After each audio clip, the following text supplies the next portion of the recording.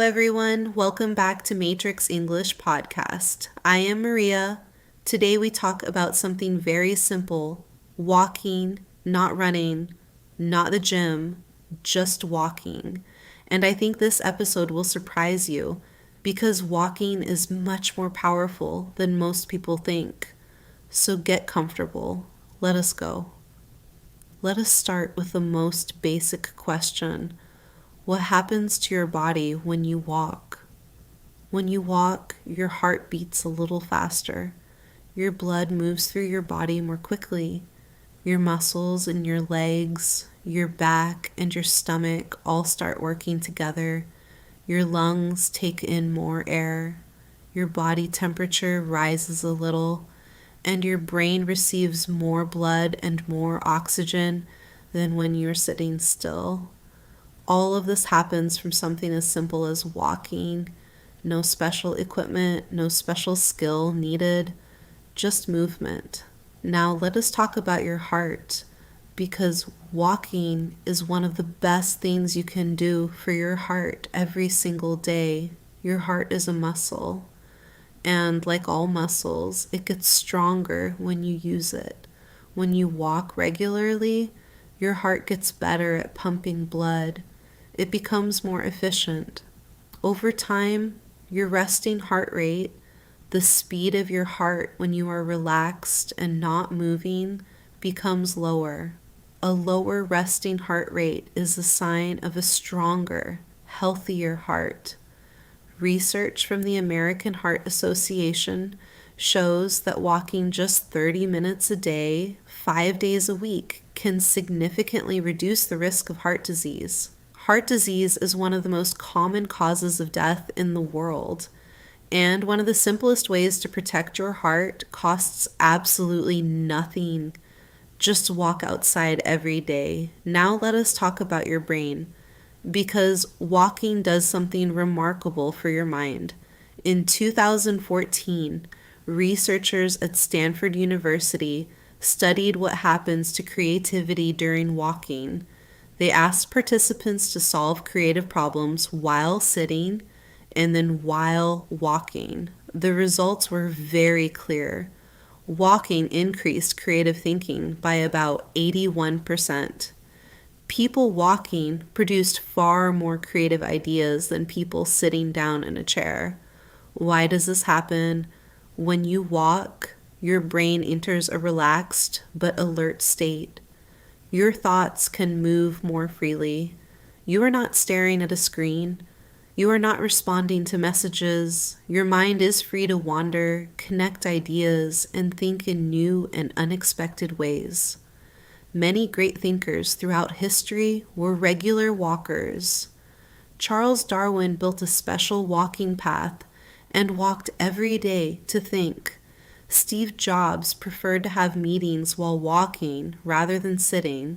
Beethoven walked for hours every day and carried a notebook to write down musical ideas that came to him. Walking does not just exercise your body. Walking exercises your brain in a completely different and very powerful way. Now let us talk about your mood, because walking has a very direct and fast effect on how you feel emotionally. When you walk, your brain releases chemicals called endorphins. Endorphins are natural pain relievers and mood lifters. They make you feel better, calmer, and more positive. You do not need to walk for a long time to feel this effect. Research shows that even a 10-minute walk can noticeably improve your mood and reduce feelings of stress and anxiety. A 2018 study in the journal JAMA Psychiatry found that people who walked regularly had significantly lower rates of depression compared to people who did not exercise at all. The study looked at over 1 million people. The results were very strong and very consistent. Regular walking is one of the most effective and accessible tools for mental health that we have, and it costs nothing. Now let us talk about something that many people do not know. Walking outside in nature is even better for your mental health than walking inside on a treadmill. Research from Stanford University in 2015 found that people who walked for 90 minutes in a natural environment, a park, a forest, near water, showed significantly reduced activity in the part of the brain connected to negative thinking and rumination. Rumination means thinking about the same worry or problem again and again in a circle. This kind of thinking is strongly connected to depression and anxiety. People who walked in an urban environment, on a busy street, did not show the same reduction. The natural environment itself has a calming, restorative effect on the brain that a city street cannot provide in the same way. So if you can, walk somewhere green, a park, a garden, near a river, through trees. Your brain will thank you very much. Now, let us talk about walking and sleep, because this connection is very practical and important. People who walk regularly tend to sleep better than people who are not active. A 2019 study found that people who walked at least 7,000 steps per day had noticeably better sleep quality than people who walked fewer steps. They fell asleep faster, slept more deeply, and woke up feeling more rested. Why does walking help sleep?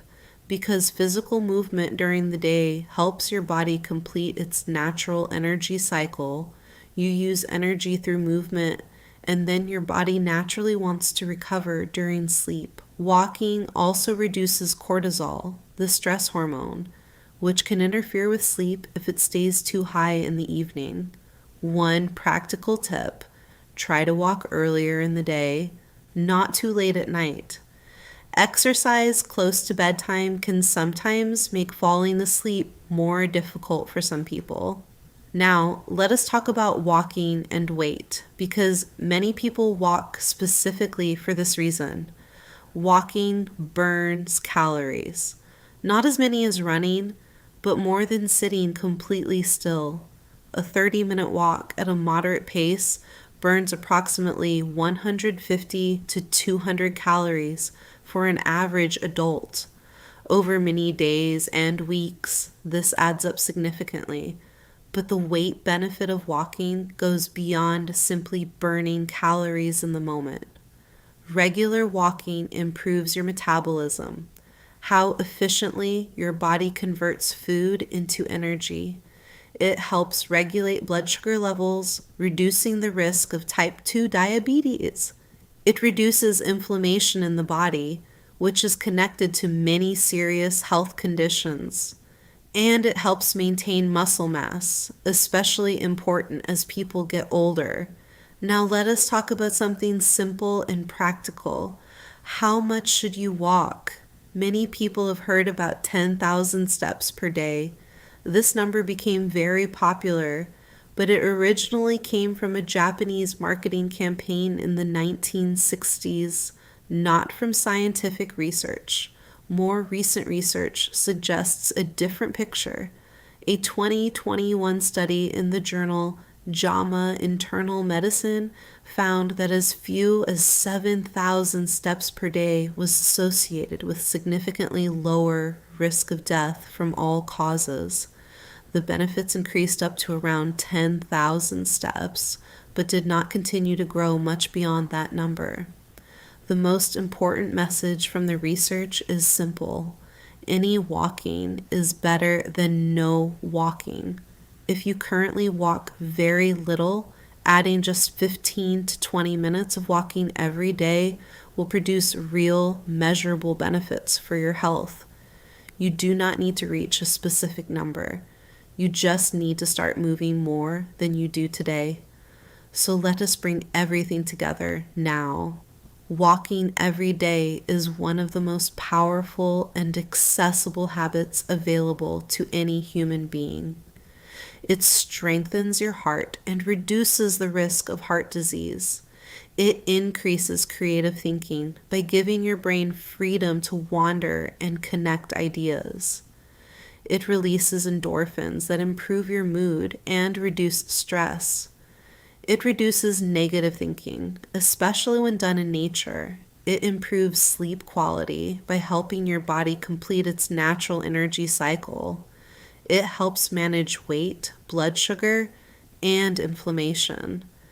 And research shows that even 7,000 steps per day is enough to produce significant health benefits. You do not need money. You do not need equipment. You do not need a special skill or a special place. You just need to stand up, go outside, and walk. Start today, even 10 minutes. Just walk. Thank you for listening today. I am Maria.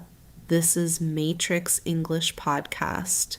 Walk more, feel better, and I will see you in the very next episode.